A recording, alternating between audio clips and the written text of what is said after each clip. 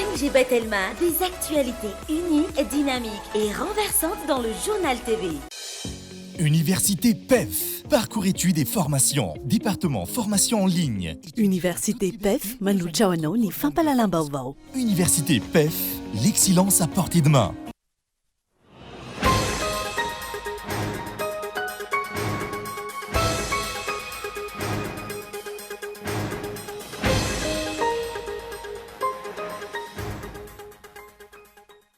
Tsy hita taratra ny fahavonona ny fanjakana iady amin'ny kolokolo raha ny zava-misy amin'izao fotoana no jereny. Ny kolokolo izay miha mahazo laka ary mihenatra ny noty azo ny firenena hoarina amin'ireo firenen-kafa. Very anjavo ny ezaka nataony ny solombavam-bahoaka indrindra ny avy amin'ny fanoherana hanadiovana ny tokotam-pifidianana amin'izao fotoana izao. Na maro aza ny tolo-dalàna ny volavolainy. Tsy lara-pamena ho an'ny fanjakana izany ireo solombavam-bahoaka nadritra ny fanokafana amin'ny fotoam-pivoriana tsy ara-potoana androany. Miroso amin'ny atrikasa faharoa no izan'izy ireo ny fitakiana. Madagasikara ho an'ny malagasy ny ray aman-dreny ara-drazana amin'izao fotoana izao. Tanjona hoy ny fanazavana ny siny filaminana maharitra eto amin'ny firenena. Teratany vahiny iray no mikasaka ny toeram-ponena ny roapolona ao an-dabolo Toliara. Ireto farany izay milaza ny anohitra hatramin'ny farany ka ny lanja Sorabavety. Tahorian'ny fanambarana nataony Mali, Burkina Faso sy Niger. Laza ireo firenena mpikambana ao amin'ny CEDEAO fa vonona hitady vahaolana ifanarahana araka ny fampitambavao malelahady ny antsiprian'izay.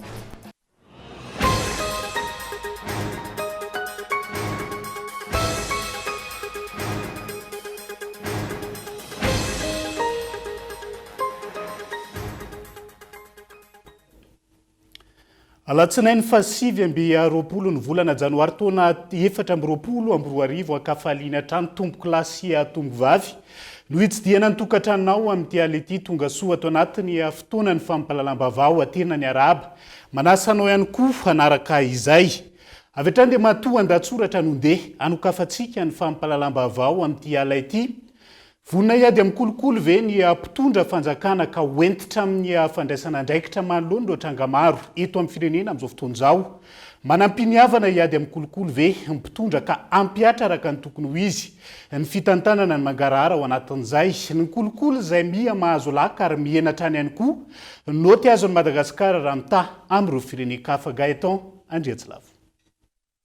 Ivoaka rahampitso ny IPC na ny indice de perception de la corruption ho an'ny taona 2024 amin'ny sehatry ny fitantanan-draharam-panjakana eto amintsika. Tatitra izay avoakan'ny Transparency International Initiative Madagasikara. Faharoa amby 70% amin'ny firenena, miisa 20% io Madagasikara, ary manana isa 420 amin'ny isa 100 raha ny IPC mikasika ny kolikoly. Tsy niova, mitovy tamin'ny taona 2024 no misy an'i Madagasikara ankehitriny. Na dia teo amin'ny laharana fa 730% tamin'ny firenena, miisa 20% aza no nisy azy tamin'io taona 2024 io.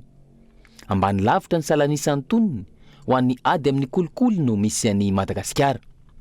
Tsy mahagaga, raha ireny no zava-nisy, ny ainana teto amintsika nandritra izay 5 taona izay, indrindra ny taona 2024 lasa teo, mialohan'ny hiatrehana iny saritsarina fifidianana iny. Maro ny tranga kolikoly teto Madagasikara, izay isan'ny antony mahatonga ny fahantrana lalina iainan'ny mponina amin'izao fotoana.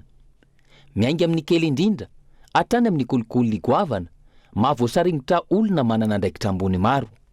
Raha kolikoly goavana ny mahavoasaringotra ny talin'ny kabinetra ny fiadidinan'ny Repoblika teo aloha, Romy Voice any Londres, noho ny raharaha Gemfield, orinasa mpitrandraka renan-kibony tany. Mamofopofona kolikoly ihany koa ilay 70 miliara ariary ny vidianana ilay logiciel Predator. Io logiciel io, izay ampiasaina ho an'ny tombotsoa manokana sy ho fiarovana ny seza eto amintsika, raha toka iadina amin'ny kolikoly, iarovana fiandrianam-pirenena ho an'ny firenena hafa. Raha kolikoly no mahatonga ny fitarainana, mikasika ny tany eto sy eroa amin'izao fotoana. Efa maro ireo tompon'andraikitra ambony voasaringotra tamin'izany, efa nahiditra amponja vonjy maika, saingy mbola maro ireo hafa maina ka manohy ny fomba fanaony. Raha kolikoly ihany koa no mahatonga ireo fanotofatany etseroa amin'izao fotoana. Mikasika izay tany izay, ohatra kaiky ilay ny tranga dia ny Anosy Avaratra sy ny sisa. Tranga kolokolo no mampitaraina ny mponina, manandrara eny anivon'ny fitsarana, amin'ireny fidirana ho piatsampanjakana ireny, amin'ilay raharaha vary simba, ilay raharaha solika tany Tomasina, eny amin'ireo birao-mpanjakana samy hafa, eny amin'ny fifamoivoizana sy ny maro hafa. Vonina iady amin'ny kolokolo ve ny mpitondra fanjakana, ka hoentitra amin'ny fandraisana andraikitra manoloana ireo tranga maro samy hafa ireo. Manam-piniavana, iady amin'ny kolokolo ve ny mpitondra, ka ampiatra araka ny tokony ho izy, ny fitantanana mangarahara. Vonina andresin'ny kolokolo ve izy ireo, ka hanatanteraka ireo fangatana samy hafa, ahafana miroso amin'izany. Isan'ny fangatana natao ny fametrahana politika mazava, ho fiadiana amin'ny kolikoly. Tokony foanina ihany koa ireo karazana immunité natokana ho an'ireo olona ambony manana fahefana. Apetraka mazava ny fizaka-tenan'ny fitsarana, ka tsy hisy intsony ny baiko sy ny tsindry miantehatra amin'izy ireo. Tokony ho hajaina sy ampiarina ireo fifanarahana iraisam-pirenena nosoniavy ny Madagasikara mikasika ny ady atao amin'ny kolikoly. Hatsaraina ny fahazoan'ny olom-pirenena tsirairay avy, vaovao marina mikasika ny fitantanan-draharaha mpanjakana.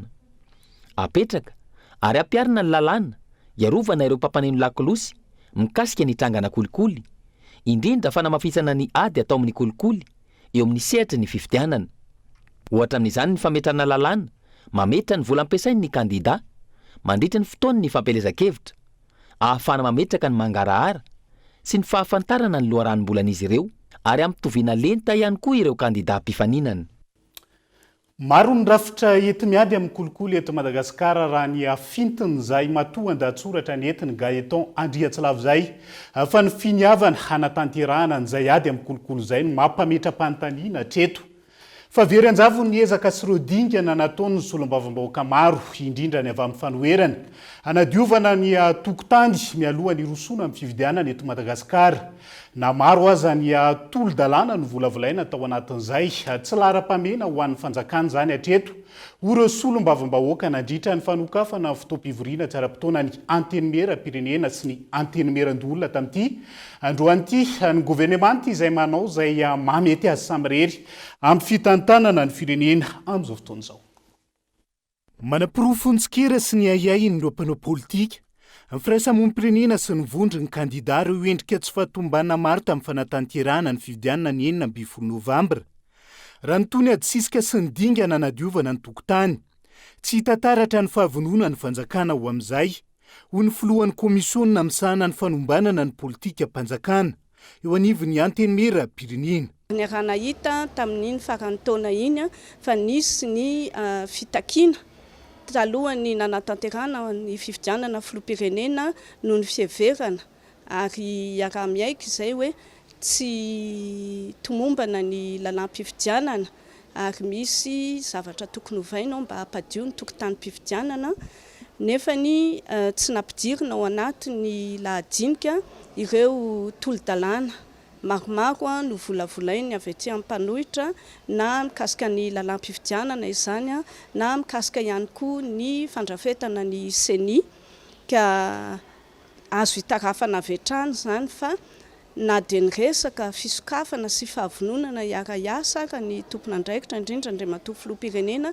tamin'ireny kabary nandraisan'ny fahefana ireny dia izao sahady dia azo lazaina hoe tsarakaraka ny lazaina ny atao, satria raha toka fisokafana raha toka hoe fiaraha-miasa ny tokony apetraka dia tokony nojerevana ireny fitakiana ireny ary nitondrana fanatsarana ny tontolon'ny fifidianana na ny lalàna izany na ny rafitra manatanteraka n'izany fifidianana izany.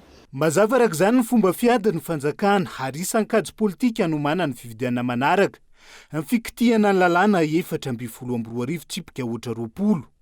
Ankoatra ny fanohizana ny fitakiana ny tany-tandalàna sy ny tokotany-pifidianana madio, mila mifarimbona ny mpisehatra rehetra ho antoko ny fametrahana fividianana marina sekiny rehetra. Tiako lazaina dia isika rehetra izahay mpanao politika fa ny olom-pirenena ihany koa dia samy tokony vonina na amin'ny fitakiana izay tokony ho takiana na amin'ny fiarovana izay tokony harovana fa tsy hipetraka fotsiny amin'izao ho anao iraviravin-tanana ozy ny tenako teo na anana fahakiviana nefa zavatra mbola azo edivana azo arovana zany safidim-bahoaka izany amiko mapetrako ihany hoe deuxième tour tiany atsika dia samy mivonina fa mbola betsaka ny reziksika mba ametraka ny firenetsika amin'ny tena demokrasia ary ametraka ny tombontsom-bahoaka ho avy dia ho avy. Ny andrasanay solombavam-bahoaka ny vahoaka ray manontolo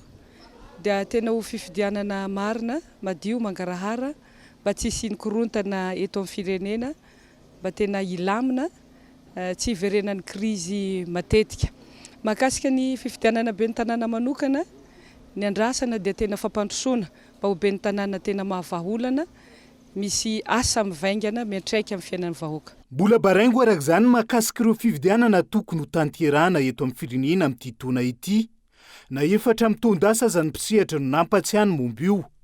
Minisitra ny fitsinja ara-pahefana izay nandiso ireo daty sy resaka manodidina ny fividianana miparitaka amin'ny tambazotra an-tserasera amin'izao fotoana izao. Tokony hamarinina tsara ny information vao mandefa andefitra. Tsisy poste andalefaka izany ary tsy ampelantanako mihitsy manafaka ny daty ny fividianana fa zay ataovy ohatrany tsy misy. Mahakasika ilay volavona vita teo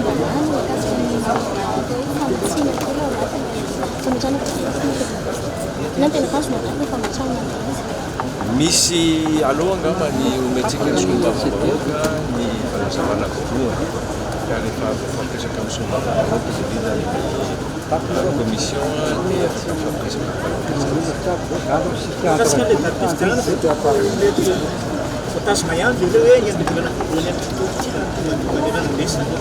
zany mbola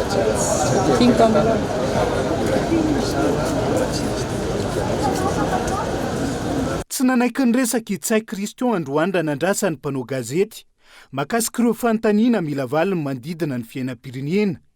Nanomboka androany ny fotoam-pivoriana tsy ara-potoana ny antenimera ary zara telo mazava ny lahadinika ao anatin'izay. Amin'ny fanolorana ny politika ka be ny fanjakana lalàna 712 tsipika oatra 20 ary mivolavolana rijateny-dalàna manova ny vezan-dalàna fahamaizana mikasika ny sazy omen'ireo olona manao abibiana amin'ny fanolanana. Fanomanany fanjakana ny fametrahana ny olony isana ny andraikitry ny ben'ny tanàna izay tapitra fotoam-piasana amin'izao fotoana izao no isany ambadiky tia fikitiana ny lalàna 712 tsipika oatra 20 ity raha ny fanazavana trano ho hitantsika miandalana eo ao anatin'izay 12 andro anatanterahana ny fotoam-pivoriana tsy ara-potoana izay ny tena votoatiny ity fikitiana sy fanovana mety atao ity. Lafomba vao hafa miampy hafa indray ny olana sedrain'ireo tantsasy ny ponina voakasiky ny tetikasa Tanamasoandro eny tsy mahabe omby mery tsy atosika amin'izao fotoana izao. Tsy nisy filazana mialoha, tsy nisy ihany koa fampafantarana bulldozer rehefa mitrongy hanamboatra lalana ivelan'ny faritra voalaza hipetrahan'ilay tanàna no nanaitra ireo ponina raha ny fanadihadiana natao Gaëtan Andriatsilavo. Andro vitsy taorian'ny fanokafana tamin'ny fomba ofisialy. Ny fambolekazo teny tsy mabe omby imery tsy atosika velona sady indray ny fitaraina na ataon'ny ponina manodidina noho ny amboletra ataon'ny mpitondra fanjakana. Tsy nisy filazana mialoha, tsy nisy fampandrenesana, bulldozer mitrongy anamboatra lalana no nanaitra ny ponina. Rehefa nanontaniana lalana hafa ivelan'ny faritra metrana ilay Tanamasoandro no voalaza fa amboarina. Nilaza ho tsy nahafantatra ihany koa ny sefy fokotany ao Ambohidrakivy. Ini elefant sutika kenara ini. Kasih ini gak kau ingin nak tunggu fantat ini apa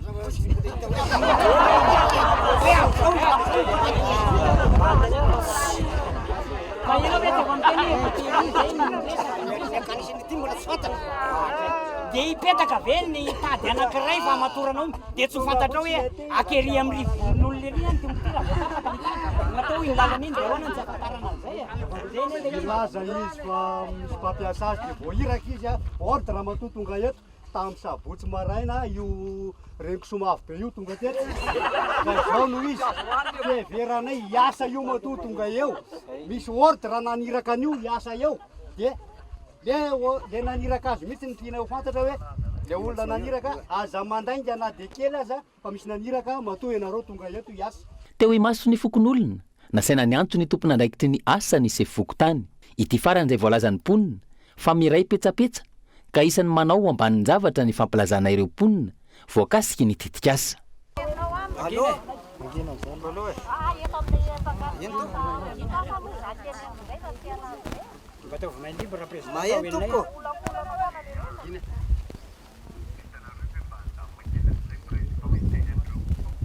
Tena tsy vitako misy tompoko fa be miala kely mitsy raha vao tsy tonga tianareo.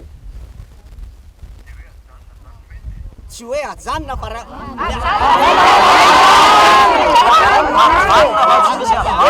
enonao tsara zany fitenin'ny olo zany be.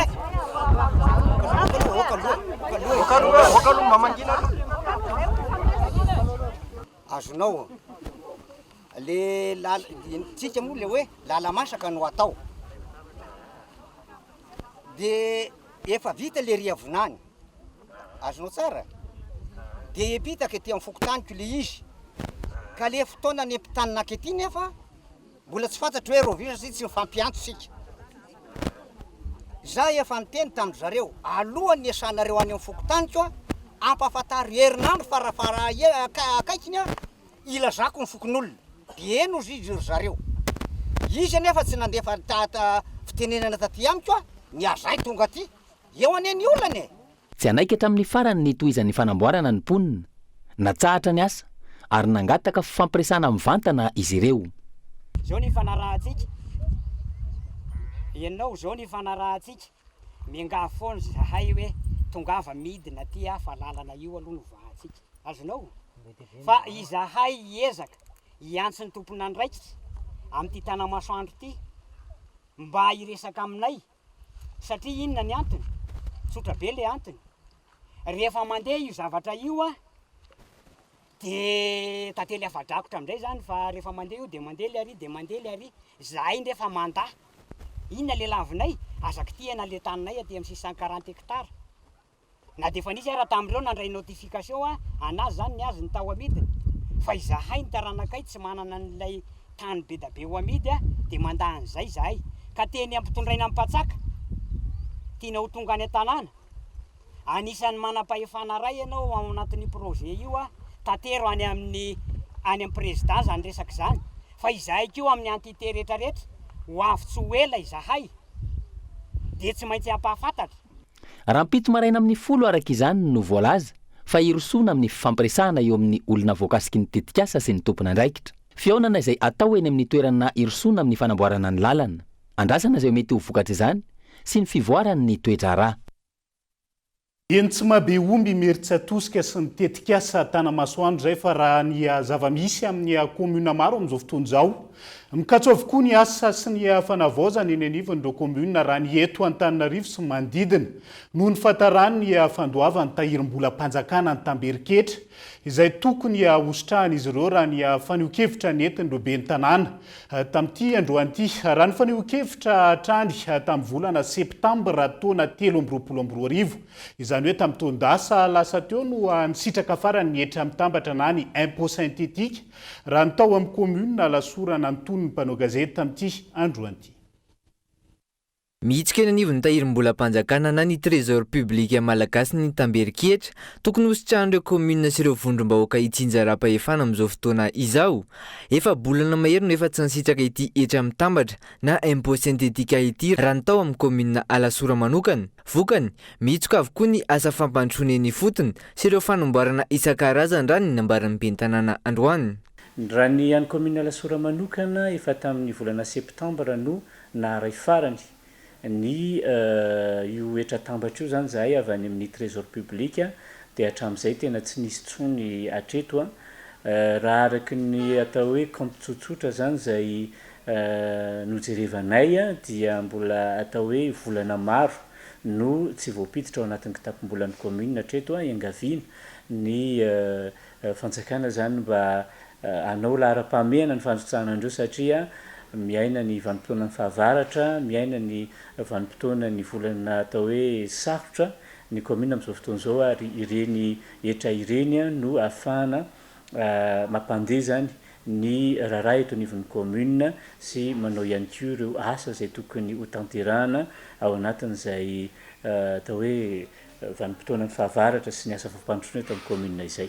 Araka ny voafaritry ny lalàna velona eto amintsika, ny tahirim-bolam-panjakana ny tompon'andraikitra voalohany amin'ny fitsinjaran'ireo vola sy ireo tamberiketra natokana ho an'ireo vondrom-bahoaka hitsinjaram-pahefana raha ny fanazavana hatrany. Mampanay araka izany ny zava-misy ankehitriny, tsy misy ny fanomezana ity tamberiketra ity ary efa olana mateti-piseho izany raha ny fanazavana hatrany. Ny etra zay aloha amin'ny resaka impôt de licence iny dia araka ny lalàna zany ny CGI zay fanjakana amin'ny alalan'ny hiviketra no mamory anazy dia misy ny atao hoe anjarany tsirairay izay voafaritra ny lalàna dia ny tahirim-bolam-panjakana no manaparitaka anazy any amin'ny compte ny commune tsirairay avy. Fa iny etra iny voalaza ny CGI efa hatramin'izay niza zany commune dia ao anatin'iny le etra hitanareo le misy hoe an'ny faritany, an'ny région, an'ny commune. Tokony arahana tsy misy fepetra ary ampiarina ao anatin'ny mangarahara ny voalazan'ny lalàna mahakasika ity tamberiketra ity ho iatrany ny fanazavana. Tokony hisitraka izany avokoa ireo vondrom-bahoaka hitsinjaram-pahefana fa tsy fehezin'ny fanjakana fohy be ireo volana tokana ho amin'izany. Porofo mivaingana izany fa tsy mbola miatra eto amintsika ny fitsinjaram-pahefana tena izy izay irahirain'ny mpitondra fanjakana ankehitriny. Ho famaranan'ireo tolona efa natomboka amin'ny fitakiana ny Madagasikara ho an'ny Malagasy izay nataon'ireo antenimera ny afoko Malagasy sy ireo ray aman-dreny ara-drazana. Isy ny atrikasa faharoa izay atao mandritra ny 2 andro etsy Ankadikely lafy manomboka rahampitso tanjona hoy ny fanazavana ny isin'ny filaminana eto amin'ny firenena fitianokoloana. Madagasikara ho an'ny Malagasy. Izany no antony anaovana tolona izay ataony antenimiran'ny foko Malagasy sy ireo ray aman-dreny ara-drazana. Tsy mbola misy fitoniana ho an'ny vahoaka Malagasy ankehitriny. Toy ny tolona 47 araka izany no ataon'izy ireo. Ny tanjona fotsiny dia nisy ny filaminana eto Madagasikara, ny anana vahoaka fiainam-baovao sambatra amin'izay manomboka zao fa tsy aina korotan-dava intsony.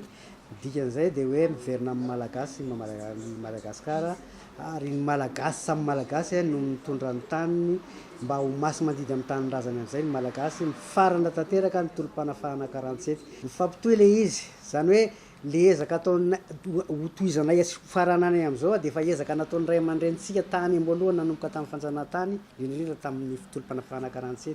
Mitohy foana le izy fa tsy misy fitsarana fa zany hoe eo amin'ny fomba fandaminana sy ny fanatanterahana azy angambany mety fivoana, misy fiovana kely arakaraka ny toe-javatra misy.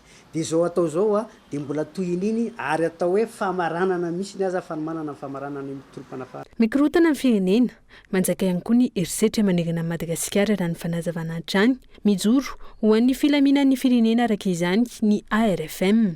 Mahatony ray aman-dreny misangana dia iaina n'le hoe ny ray aman-dreny zany mpanabe. Ka ny zavatra ny ainan'ny firenena hatramin'izay dia nandova zava-doza ny gasy. Ina le zava-doza? Rafitra napetraky ny mpanjana tany no lasa ny taizan'ny Malagasy. Hanangana ny trano vaovao, trano gasy. Hanangana trano gasy ny gasy. Dia ho lazaina ho retany ho rendanitra zany fa ho sangana ny trano gasy io dia ny gasy no mikarakarany io. Ny gasy no mitondra ny fahaiza-manao. Ny gasy ny mahalala itondrany izy satria tompony izy. Zay zany angamba izy amin'ny teny sotra azon'olona na ny olany ambanivohitra zany mahazo an'izay. Araka izany hanomboka rahampitso ary ahatra 2 andro ny atrikasa izay ho tanterahany antenimiran'ny foko Malagasy sy ireo ray aman-dreny ara-drazana eny Ankadikely lafy. Isindinika izay arahana amin'ireo ray aman-dreny avy amin'ny faritra maro manerana Madagasikara. Mandritra izay 2 andro izay ihany koa ho jerena manokana ny ahafahana mamerina indray any Madagasikara ho an'ny Malagasy raha ny fanazavana hatrany. Tsy ahivina, fandroany izao ity atrikasa izay ataon'ireo antenimiran'ny foko Malagasy sy ireo ray aman-dreny ara-drazana ity. Iazony Mahajanga vetivety sika nitanterahana ny farany herinandro teo ny lobary andasy mikasika ny fampandrosoana. Ny tanàna ny Mahajanga izay nokarakarainy ireo komity mpiaradia amin'ny Yasmine Rabodimalala izay filoham-panona ny ONG Coup de pouce. Anja Robert Kolo Mahajanga. Nifantoka tanteraka tamin'ireo paikady sy ny sosikevitra hoentina ampandroso ny tanàna ny Mahajanga ny lohabary andasy mikasika ny lalana makany amin'ny fanarenana sy ny fampandrosoana ny Mahajanga izay nampivondronana ireo hery-velona rehetra no karakarainy ny CSI na ny komity mpanohana ny Yasmine. Androany antsika dia niaraka teto amin'ny Maison des Jeunes Barday Ampasika teo ambany ny fitarihan'ny Ramatoa Rabodimalala Yasmine présidente nationale internationale ny ONG Association Coup de pouce internationale. Tao anatiny etsika lohabary andasy na symposium no niarahantsika teto. Tamin'izany fampivondronana ny hery rehetra eto Mahajanga mba hanao soroka miara-milanja, tongotra miara-mamindra ary tana miara-mibata mba hanafaka ty Mahajanga ty amin'izao toerana misy azy zao. Mampalahelo loatra mantsy Mahajanga raha olona teraka teto, nitombo teto, lehibe teto, nahita an'izany hoe Mahajanga taloha zany ka mahita azy ankehitriny dia hita fa tena resy tanteraka Mahajanga ankehitriny. Izany dia nifoha tamin'ny torimaso ny zanaky Mahajanga, anisan'izany Ramatoa Rabodimalala Yasmine, ary nanainga ireo hery rehetra eto amin'ny tanàna ny Mahajanga hitambatra mba hiaraka hanafika ny Mahajanga ty ary hanatanteraka an'ilay teny filamatra, anatratra an'ilay tanjona hoe Mahajanga mandroso no tanjona. Taorian'ny La France sy La Réunion dia eto Mahajanga indray no anaovana ity lohabary andasy ity izay notarian'ny Ramatoa Rabodimalala Yasmine filoham-panorona ny ONG Coup de pouce. Androany moa zany dia ifantatatsika fa ny Coup de pouce izay vita ny Coup de pouce asa vitantsika teto Mahajanga maro dia maro izay hitatsika eny amin'ny média matetika reny ka androany zany manambara izay efa hoe andeha hiditra antsika amin'ny lalala kokoa amin'izany fampandrosoana Mahajanga zany ary androany koa fotoana hifankafatara ny fikambanana rehetrarehetra izay miaradia amin'ny Coup de pouce hitondra izany fampandrosoana lalala eto Mahajanga zany. Eto kosa dia miantso antsika rehetrarehetra izay mbola anambadimbadika ny hiana amin'izany fampandrosoana izay efa natao Coup de pouce teo aloha sy ho ataontsika ho an'ny tanànantsika iraisantsika izay dia mahalalaka ny QG-sika ao amin'ny kely afaka tonga daholo na toko politika io na fikambanana tsotra io na olona tsotra io izay vorona hiaradia aminay amin'izany fampandrosoana Mahajanga zany amin'izay slogan hatramin'izay dia hoe Mahajanga mandroso ny tanjona atsika io ndao atsika hiaradia hanatanteraka amin'izany. Ankoatra ny etsikara sosialy dia mifantoka bebe kokoa amin'ny fampiofanana mamaim-poana ireo tanora eto Mahajanga amin'ny sehatr'asa maro ny ONG Coup de pouce izay manana ny teny filamatra ny manao hoe Mahajanga mandroso no tanjona. Dia izay ihany koa no hoentsika amin'ny sendra vetivety ao anaty doka fohy ny fivangongon'ny fako eny Anosipatra eny amin'izao fotoana izao izay toerana ray lasa vohatra mihitsy amin'izao fotoana izao, vohatra feno fako ary miparitaka saika manerana ny lalana ankehitriny eo ihany koa ny fanadihadiana mahakasika ny rano miakatra eto Antananarivo sy manodidina. Apahany amin'ny fanadihadiana sy vaovao misongadina mbola hoentina aminao rehefa avy eo mandrapitafa vetivety ary.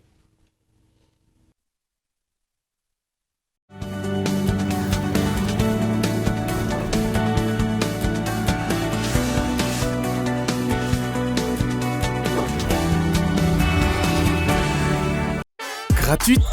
Gratuite. Gratuite. Mais qu'est-ce qui est gratuit? L'installation de la fibre est gratuite jusqu'au 31 janvier 2024. Et maintenant, abonnez-vous vite à la fibre Go, à la fibre Family, ou à la fibre Home, ou à la fibre Home Plus. Mira et ses collègues de Telma vous feront plaisir à installer gratuitement votre fibre. Abonnement à partir de 99 000 RTTC par mois.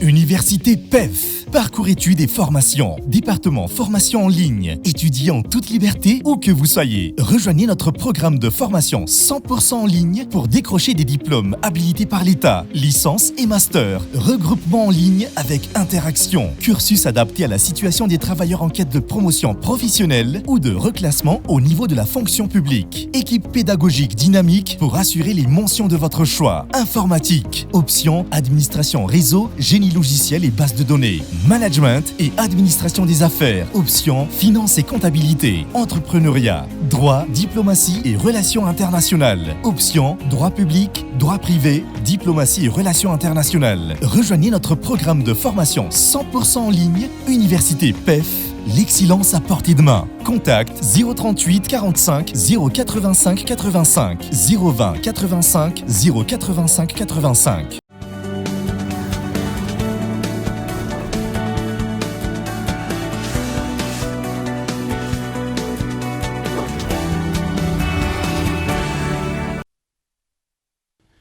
Mamenina ny arabatra ny tombo-klasy tongovavy tonga soa indray atao anatin'ny tapany faharoa amin'ny fampalalam-bavao amin'ity alina ity. Miteraka tsy fahasalamana ho an'ireo mponina eny Anosipatrana sy manodidina. Amin'izao fotoan'izao ny fako mivangongo eny an-toerana rahatokana tao ho toerana fitobiany fako vonjemaika ny teny an-toerana tamin'izany lasa vohitra kely. Izany amin'izao fotoan'izao ary miparitaka hatrany amin'ny lalana ny fako noho ny fahatarana amin'ny fanesorana azy amin'izao fotoan'izao fity nokolona. Mitaraina ireo mponina etsy Anosipatrana sy ny manodidina. Vokatry ny fitobaky ny fako izay efa mitovy avo amin'ireo fiara ankehitriny. Manodidina ny roapolo ireo tokantrano eny an-toerana tsy maintsy miaritra ireo loto efa amam-bolana maro izay. Vokany mivembena matetika ny aretina noho ny fofona sy ny loto miparitaka hatrany amin'ny arabe, tsy ny etsy Anosipatrana ihany. Ny anjara voakasika ity loto ity ireo kaomina manodidina hatrany Tosy noho ny fofona entiny rivotra eny an-toerana. Manao antso amin'ny fandraisana fepetra entitra araka izany ireo mponina. Io dia tokony hitady vahaolana maharitra ny fanjakana fohy be amin'io ary eto zany zao ny marim-pandrefesana fa tsy vita amin'ny kominina Antananarivo intsony no feno fako eto Antananarivo satria efa mahatratra any amin'ny 200,000 tonne isan'andro ny fako eto Antananarivo renivohitra. Dia vahaolana tsy maharitra no ataon'ny kominina Antananarivo renivohitra satria eto akaiky loatra ny renivohitra ny Antananarivo zany nametrahana azy eto amin'ity faritra Anosipatrana ity. Ity izay tsy natoerana tsy natao hipetrahan'ny fako maharitra ohatran'ny andralanitra. Voka-dratsy ny fako nefa dia rahantsika malala fa ankoatran'ny aretina dia io tsy afahana miaina intsony amin'izao fiarahamonina izao satria tsy Antananarivo intsony no mahazo voka-dratsy nyity fako ity fa hatramin'ny kominina Etsepiteto toy ny kominina Andranona ohatra sy ny kominina Bemoasandro zany zao raha vao tena mafana ny andro dia tonga hatrany amin'ny kominina hafa zany ity fako eto Anosipatrana ity fa diso akaiky loatra ilay izy. Faharoa manarakaraka an'izany eto daholo amin'ity lalana Anosipatrana ity koa no mandalo ny vahintsika avy any amin'ny aéroport Ivato raha azo an'ity. Ity zany mba hoe lalana malalaka nefa zao no taratra zao zany no fitaratra Antananarivo renivohitra. Dia mamenatra ilay izy. Ankoatra mamenatra raha ho ana manokana zao intelo isan-kerinandro no manao fanatanjahantena amin'ity toerana ity dia tsy maintsy hoe anapa-kevitra moa zany hitady toeran-kafa nefa ity mba vitany tetika asa produit ihany ahafahana izay manao fanatanjahantena izay. Dia maro ny tanora manao fanatanjahantena amin'ity fa tsy izay ihany. Dia raha hitanareo amin'izao fa efa mienina izay manao fanatanjahantena noho ny vokan'izay satria fahasalamana dia tavinao anatao fanatanjahantena nefa mifofona no ny angatana zany dia ny ministeran'ny rano ny fidiovana ary fahadiovana dia tokony andraindraikitra aloha amin'izao fako zao ary analan'ity fako eto Anosipatrana ity faran'izay aingana. Fa tena mijaly ny vahoaka malagasy ary tsy Antananarivo irery no mizaka izao zavatra zao fa ny kominina periferika dia toy ny kominina Andranona ohatra. Raha toa ka toerana natao hitobiana fako vonjemaika ity toerana etsy Anosipatrana ity teo aloha efa ho volana maro izay no nanjary andralanitra faharoa no filazan'ireo mponina eny an-toerana azy amin'izao fotoana. Andrasana araka izany fepetra avy amin'ny tompona andraikitra izay tsy ny kaminina Antananarivo irery ihany manoloana ny loto manerana ny Antananarivo renivohitra.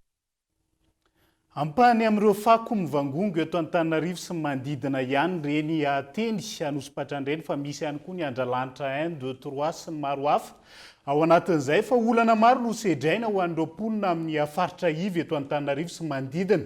Amin'izao fotoa mipahavaran-drao ankoatra ny fiakaran'ny rano sarotra ny lalana ifamezivezena. Manahirana ihany koa ny fisitrahana rano fisotro madio hatramin'ny rano fidiovana sy ny fanadiovana ao anatin'izay. miakatra ny rano noho ny fahatsetseman'ny tatatra, sarotra ny fivezivezena, sahirana amin'ny fidiovana sy fanadiovana. Ireo amin'ny ankapobeny no olana goavana sedrain'ireo mponina eny amin'ny faritra Iva eto Antananarivo renivohitra. Vokatr'izay, mahazo laka ny valanaretina toy ny areti-kibo sy ny fivalanana, ny tazo, simbany ny tongotra izay milondrano lalandava, maty ny ankamaroan'ireo biby fiompy sy ny sisa. Ohatra amin'izany eto an-dranomahery Ankorondrano, ny mponina izay efa mamisavisa sahady ny toerana ametrahana azy ireo raha toa ka traboina. Lefa tena miakatra be tafiditra an-dragno dia miala tady tanàna any. Izao amin'izao fotoan'izao maheno feo fa hoe sady idiragno tsony koa izy gymnase meny Andrazeo le ngamba saiko na izy io. Asa izy nipetrahan'olona amin'izao raha ohatra ka sendra miakatra be rano. Nefa taloha le olona aty zany Randranomahery, Akorondrano, Kazimanga mody ao amin'ny gymnase ao. Nefa izy zany fa maheno feofeo teto amin'ny tanàna hoe sady idirana tsony. Tiny misy hoe tamin'ny mpiasan'ny gymnase ao hoe sady idirana tsony na dia be rano. Dia ahy zaragno alen'ny olo da moron-dalana egny zany dia fampitady eny. Na hoe mitady tragno izay malaladalaka any. Le lalan'io zany tena izy tamin'ny voalohany indrindra any amin'ny Saniserany. Nefa any voatotitra ny karano namboarany tragno uno. Dia tany président Fokotany mpanazavazava tany. Saiko izay rinzaina hoe fa misy kanaly ihany fa kely dia tsy tafavoaka agny le rano. Manamafy ny olana sedraina ary mampiakatra anaty fotoana foiny rano ny fisian'ny fako be loatra any anaty lakan-drano. Ny fanotofana sy ny fanorenana tsy ara-dalàna eto sy eroa. Tsy nisy intsony ny fanadiovana lakan-drano noho ny tsy fisian'ny fanentanana raha ny fanazavana. Tompotsanay zany mba nanotsay ary nefa le totofana totsany miakatra ihany le rano fa zareo tena manamboatra le lalana dia nefa ny avoaviny io dia totsay le zavatra nataony zareo. Nefa izy efa mandany vola amin'ny fanambarana ny lalana kely io. Tena rehefa miakatra be izy dia tsy aty ambalana. Raha izay fo kely moa zany dia eto aminay mihitsy rehefa tena rano be dia moka olona lakany aty aminay anankiray dia efa andimbiasana be mihitsy nefa le olona maka-pianatra dia miantsena dia miasa. Trano fivoahana moa tena efa potika tanteraka mihitsy na ny tafo na ny varavarana. Dia miakatra dia tsy azo ivoakana aho dia lasa manofa WC ary alavitra be rindra nefa ny amin'ny arabe mbola lavitra na eto manofa WC 200. Netahetako izao zaho hoe mba hoe kaopana le lalan'izany fa mijaly izay aty ambany tanàna izay fotsiny izany netahetako. Andotam-penaka voalohany, faharoa sy fahatelo, Ankasina, Ampefiloha-Ambody-rano, anaty hazo isotry, Antofo Madinika, Antsalovana Famia sy ny maro hafa. Ahitana rano miakatra avokoa rehefa tonga ny rotsakorana. Hatreto, samy tompona ndraikitra amin'ny fiakaran'ny rano avokoa ny rehetra, na ireo mponina izay manary fako any anaty tatatra, na ny mpitondra izay nahatonga ny gabraraka teo aloha, ka misy vokany ratsy eny anivon'ny fiarahamonina amin'izao fotoana. Vateran-tany vahiny iray no mikasaka ny toeram-ponenan'ireo mponina ao an-daboly Toliara amin'izao fotoana izao. Ireto farany izay milaza ny hanohitra hatramin'ny farany ka nilanja sora-bavety mitaraina amin'ny tompona andraikitra sy ny fitondram-panjakana mahakasika ny zavamisy any amin'ny toerana kolo Toliara. Efapolo taona mahery no nipetrahan'ireo mponina an-daboly monina manoloana ny Sonako. Hatramin'izay raha ny fitantarany dia tsy nisy olana ny fipetrahany teo ary tsy nisy olona nampiala azy teo amin'io toerana io. Ankehitriny anefa gaga izy ireo fa tonga ny teratany vahiny iray mikasa ny hampiala azy eo amin'io toerana io ka hanome azy ireo vola mitentina 2 tapitrisa. Tsy manaiky anefa izy ireo raha ny fanambarana nataony. Mitondra zao fitaranina zao aminareo manam-pahefana lahy miangavy Antananjoa ty raha ataon'ny Rafika anay fa janjinareo sanandro seriserin'ny Rafika io ingo koa nakatsanonay toa raha vany lahy toa tana toy faela avao fa niaina teto faela avao teraky teto ino Sonako ro ny tompon-drato tetoa Sonako io tsy nandroakany tsy nandroakany am lafa niala Sonako niova kofto kofto amizay koa tsy nisy olo niroahiny tetoa fa nipetraky eto aboly retoa ka tserika aho androany pesany reto faela Rafika koa faela koa nahazako ny raha toy tsy nandroako olo tetoa gaga aho androany hoe handroako olo mbeto zany Rafika ka zahay tsy manenky zany hialany olo reto etoa hialana eto tsy enkeninay raha zay tsy enkeniko tokotany reniko horavany Rafika fa zao annak lahy mbo etoa ka zahay mangataka nareo fanjakana mba hijery akaiky anay mahagigigy anay firavany tokotaninay io. Manoloana izany dia tsy nitazam-potsiny ny avy ao amin'ny fokotany an-daboly fa niazo ny vahoaka ao aminy ka nanoana sy nanampy ny fitarainana nataony ireto vahoaka ireto. Efa ela ny toboky ny olo reto teto efa 40 tao zay toboky ndrozy teto ka zahay tsy manekineky zahay amin'ny commune amin'ny fokotany Andaboly ato hanapokapahana rafika ny tokotatsano retoa fa nahabe zaza zahay aolo reto teto zay mahatonga anay zahay fokotany mitsanga hiaroanay miaro any vahoakanay reto zahay rafiky malaza ravarava tanin'olo atolia reto ka zahay fandrakana mba jerevonareo ankaiky zahay amin'ny fokotany Andaboly ato raha ataony rafika ny vahoakanay reto fa zahay tsy ho vitavita zahay mba miangavy lay zahay. Araka izany, miandry ny fitondram-panjakana ireto vahoaka fa indrindra ny manampahefana eto Toliara hijery izao zava-misy izao. Tanora sy ny sihatry ny asa mbola vato misakana ho an'ireo tanora tia hivelatra eo amin'ny sihatry ny famoronana tranokala. Ny falafosany fitaovana ampiasaina eto amintsika amin'izao fotoana izao. Ireo manam-pahaizana manokana amin'ity sihatra ity tsy misy ihany koa. Ny mari-pahaizana ikeny eo amin'ny sihatra iraisam-pirenena momba izany raha ny eto an-toerana ankehitriny. Antony mahatonga ireo tanora nivoaka avy amin'ny fianarana manokana ao anatin'izay. Momba ny tranokala sy manodidina zay tsy anasa raha ny zava-misy hatramin'ny androany Christian Diby. Tsy mitsahatra ny mivelatra hatrany ireo tanora malagasy eo amin'ny tontolo nomerika, indrindra eo amin'ny sehatra ny famoronana tranokala na ny Claude Tata analyste hoy ny manampahaizana manokana amin'izany androany. Manana traikefa sy fahaiza-manao manokana ny ankamaroan'izy ireo, saingy vitsy amin'izy ireny no miasa ara-dalàna noho ny tsy fananana mari-pahaizana ekena amin'ny sehatra iraisam-pirenena raha ny fanazavana. Ny mpianatra malagasy efa mivelatra, disoko raha hiteny hoe tsy mivelatra ny mpianatra malagasy fa ny azo lazaina fotsiny hoe ny matetika ny certificat international maro be izy ireo tena maro be ao misy miaraka amin'ny Google, miaraka amin'ny Oracle, miaraka amin'ny Cisco, be da be zany ireo certificat international afaka alaina kanefa ny tsy zakan'ny mpianatra malagasy ny koan'io zavatra io. Satria ngezangeza ihany ny formation amin'io azahoana maka an'io certificat international io dia izay mihitsy natonga anay hoe andao ary miaraka amin'ny Google omena formation le mpianatra dia mbola etoana ihany koa ny droit d'examen rehefa vita le formation. Ilaina hatrany ny fanosihana sy ny fampivoarana ireo tanora eo amin'izay sehatra izay raha ny fanazavana hatrany. Amin'ny volana febroary zao ny formation izay aharitra enim-bolana dia amin'ny faha-enim-bolana dia misy ny examen de certification atao ahafahan'ireo mpianatra eo zany sy ireo mpampianatra eo mahazo certificat international, certificat Google. Io zavatra io zany dia ao anatiny hoe ny objectif amin'izany dia hoe mampiakatra ny fahaiza-manao ny malagasy amin'ny sehatra amin'ny informatika. Satria amin'izao fotoana izao zany tsika aloha zany dia efa manomboka malaza eran-tany ny manam-pahaizana malagasy amin'ny informatika.